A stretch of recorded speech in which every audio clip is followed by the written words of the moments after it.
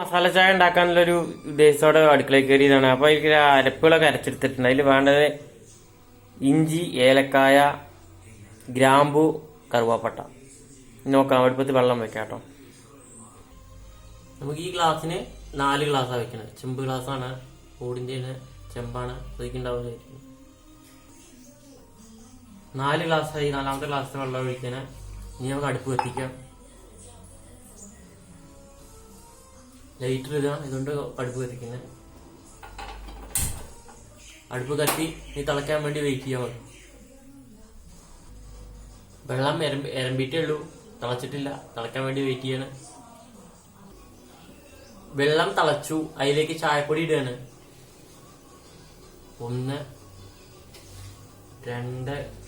2 സ്പൂണായി, 3 spoon. 4 glass ചായക്ക് വെള്ളം ഒഴിച്ചിട്ടുണ്ട്. അതില് 3 ടീസ്പൂൺ ഇട്ടിട്ടുണ്ട് ചായപ്പൊടി.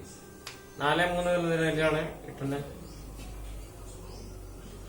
അതിലേക്ക് പകുതി മുറിച്ച നാരങ്ങ നീര് ഒഴിക്കുക.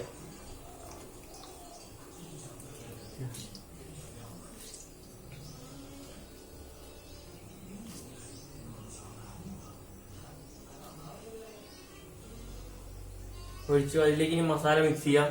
ഏലക്കായി, ഗ്രാമ്പു, ഇഞ്ചി, പിന്നെ കറുവാപ്പട്ട.